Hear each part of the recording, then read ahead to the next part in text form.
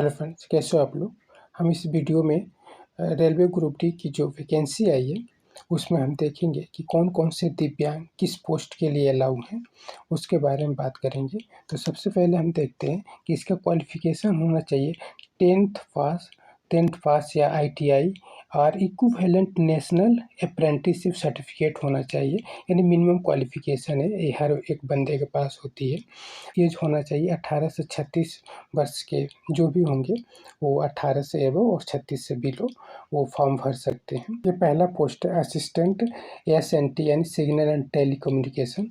इसमें low vision में जब VI की बात करेंगे तो लो विजन अलाउ है, और HI की बात करेंगे तो deep of hard of hearing इसमें अलाउ है।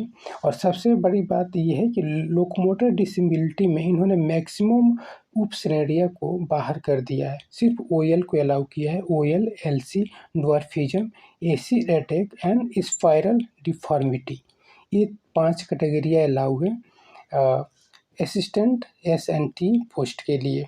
तो असिस्टेंट वर्कशॉप है, असिस्टेंट वर्कशॉप के लिए इसमें VI की जो 2 उप श्रेणियाँ है, ब्लाइंड और लो विजन, इन दोनों अलाउ है। और जो हियरिंग की D है, HS है, यानी डीप और हार्ड ऑफ हियरिंग, ये दोनों कैटेगरी अलाउ है।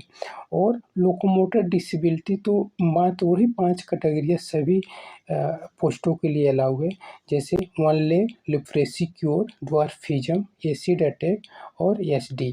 OL मतलब वन लेग, LC मतलब लिप्रेसी क्योर, ड्वार्फिज्म मतलब वो बौनापन वाला, एसिड अटैक है आप समझ ही रहे हैं, और SD मतलब स्पाइरल डिफॉर्मिटी यानी विदाउट NL, न्यूरोलॉजी की कोई प्रॉब्लम नहीं होना चाहिए, वो दिव्यांग अलाउ हैं।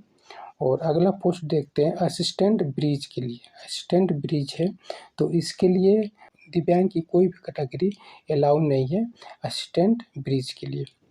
और चौथा देखते हैं असिस्टेंट कैरेज एंड वैगन, ये है, इसमें भी VI के लिए अलाउ नहीं है।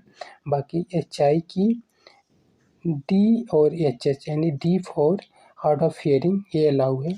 और लोकोमोटर डिसेबिलिटी में OL, LC, DW, acid attack और SD, ये 5 कैटेगरी अलाउ हैं। जो असिस्टेंट लोको सीट है इसके लिए लो विजन अलाउ है, और D और HS अलाउ है। और लोकोमोटर डिसेबिलिटी में OL, LC, DW, acid attack, SD allow है। और छठा देखते हैं असिस्टेंट लोको सीट इलेक्ट्रिकल में, ये डीजल था और ये इलेक्ट्रिकल है। इसमें हाँ लो विजन अलाउ है। हियरिंग के लिए D और HS अलाउ है। और LD की वही category OL, LC, DW, acid attack और SD। सेवंथ में असिस्टेंट ऑपरेशन में VI में लो विजन अलाउ है, और HS के लिए D और HS दोनों अलाउ है यहाँ पे। और लोकोमोटर डिसेबिलिटी की OL, LC, DW, acid attack और SD, ये कैटेगरी अलाउ है। आठवां देखते हैं असिस्टेंट PV, ये है, इसमें ये कोई भी कैटेगरी अलाउ नहीं है। इसमें हम EMD की बात करें तो EMD असिस्टेंट के लिए अलाउ है, और असिस्टेंट वर्कशॉप के लिए भी अलाउ है MD multiple disability. Assistant bridge के लिए अलाउ नहीं है। और उसके बाद जो असिस्टेंट कैरीज एंड वैगन है उसके लिए अलाउ है मल्टीपल डिसेबिलिटी। और असिस्टेंट लोको सीट के लिए भी मल्टीपल डिसेबिलिटी अलाउ है। असिस्टेंट लोको सीट इलेक्ट्रिकल के लिए मल्टीपल डिसेबिलिटी अलाउ है। असिस्टेंट ब्रिज इलेक्ट्रिकल के लिए ये अलाउ है मल्टीपल डिसेबिलिटी। मगर जो असिस्टेंट PV है वहाँ पे ये अलाउ नहीं है, यहाँ कोई भी दिव्यांग अलाउ नहीं है। वैसे ही जो असिस्टेंट ब्रिज था इस यहाँ भी कोई भी दिव्यांगता अलाउ नहीं है इस पोस्ट के लिए। आइए हम अगला देखते हैं। ये जो यहाँ पे जो assistant TL and AC workshop है उसके लिए VI की दोनों कैटेगरी अलाउ है, B ब्लाइंड और लो विजन। HI के लिए D और HS अलाउ है। और लोकोमोटर डिसेबिलिटी के लिए OL, LC, DW, acid attack और स्पाइनल डिफॉर्मिटी। और LD कैटेगरी में OL, LC, DW, acid attack और एसटी ये कैटेगरी अलाउ है। और असिस्टेंट टीएल एंड एससी इसके लिए वीआई की दोनों कैटेगरी अलाउ है, बी और एलबी। और एचआई के लिए डी और एच दोनों अलाउ है। और एलडी के लिए OL, LC, dwarfism, acid attack और एसडी ये कैटेगरी अलाउ है। और असिस्टेंट ट्रैक मशीन के लिए वीआई की कैटेगरी अलाउ नहीं है। और एचआई की डी और एच दोनों उपश्रेणी अलाउ है। एलडी की OL, LC, DW, acid attack और एसडी ये अलाउ है। फिर असिस्टेंट ट्रेड की बात करें तो इसके लिए वीआई मतलब वीआई की नहीं है, वीआई दिव्यांगता नहीं अलाउ है। एचआई की डी और एचएच अलाउ है। और एलडी की ओएल, एलसी, डीडब्ल्यू, एए, एसटी अलाउ है। 13वां है पॉइंट्समैन, इसके लिए वीआई अलाउ नहीं है, एचआई भी अलाउ नहीं है, लोकोमोटर डिसेबिलिटी भी नहीं अलाउ है और एमडी भी अलाउ नहीं है। 14वां है ट्रैकमैन के लिए, तो ये यहाँ भी कोई भी वीआई, एचआई और एलडी और एमडी यहाँ भी कोई कैटेगरी अलाउ नहीं है। यानी ऊपर के जो 9वां, 10वां, 11वां और 12वां पोस्ट था, इन चारों पोस्टों के लिए एमडी भी अलाउ था, मल्टीपल डिसेबिलिटी भी अलाउ थी। आगे हम देखते हैं कि किस जोन में कितनी सीटें हैं। तो मुंबई जोन में देखते हैं वीआई के लिए 85 सीट है, एलडी के लिए 39 सीट है, एचआई के लिए 68 सीट है और एमडी के लिए 83 सीट है। अगला जोन देखते हैं जयपुर है। जयपुर जोन में वीआई के लिए 9 सीट है और एलडी के लिए 31 सीट है, एमडी के लिए 70 सीट है और एचआई के लिए 95 सीट है। अगला जोन में देखते हैं, अगला जोन हुबली है।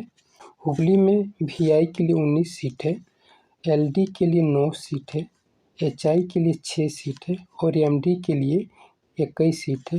और एक बैकलॉग एलडी है, उसके लिए 1 सीट है, ये बैकलॉग वाली है। अगला जोन में देखते हैं, अगला जोन है जबलपुर। जबलपुर में वीआई के लिए 16 सीट है, एलडी के लिए 17 सीट है, एचआई के लिए 16 सीट है और एमडी के लिए भी 16 सीट है। आइए हम अगला जोन देखते हैं। अगला जोन है भुवनेश्वर। भुवनेश्वर में वीआई के लिए 9 सीट है, एलडी के लिए 10 सीट है, एचआई के लिए 9 सीट और एमडी के लिए 10 सीट। आइए हम अगला फिर जोन देखते हैं। अगला जोन बिलासपुर है। बिलासपुर में वीआई के लिए 3 सीट है, एलडी के लिए 27 सीट है, एचआई के लिए 19 सीट है और एमडी के लिए 4 सीट है। अगला जोन है न्यू दिल्ली। न्यू दिल्ली में वीआई के लिए 52 सीट है, एलडी के लिए 53 सीट है और एचआई के लिए 49 सीट है और एमडी के लिए 44 सीट है। अगला जोन चेन्नई है। चेन्नई में वीआई के लिए 15 सीट है, एलडी के लिए 37 सीट है, एचआई के लिए 41 और एमडी के लिए 17 सीट। इसमें बैकलॉग सीटें भी है, एलडी के लिए 1 और एचआई के लिए 2 सीट है। अगला जोन देखते हैं। अगला जोन है गोरखपुर। गोरखपुर में वीआई के लिए 8 सीट है, एलडी के लिए 12 सीट है, एचआई के लिए 14 और एमडी के लिए 6 सीट। इसमें यहाँ पर बैकलॉग की सबसे ज़्यादा लग रहा है सीट है। बैकलॉग में वीआई के लिए 3 सीट है और बैकलॉग एलडी के लिए 5 सीट है और बैकलॉग एचआई के लिए 7 सीट है और बैकलॉग एमडी के लिए 1 सीट है। अगला जोन गुवाहाटी है। गुवाहाटी में वीआई के लिए 26 सीट है, एलडी के लिए 27 सीट है, एचआई के लिए भी 27 सीट है और एमडी के लिए भी 27 सीट है। अगला जोन देखते हैं। अगला जोन है कोलकाता। कोलकाता में वीआई के लिए 21 सीट है, एलडी के लिए 18 सीट है, एचआई के लिए 21 सीट और एमडी के लिए 18 सीट और बैकलॉग वीआई में 3 सीटें हैं और बैकलॉग एलडी में 1 सीट और बैकलॉग एचआई की 1 सीट और बैकलॉग एमडी की भी 1 सीट है। अगला जोन देखते हैं। अगला जोन मुंबई है।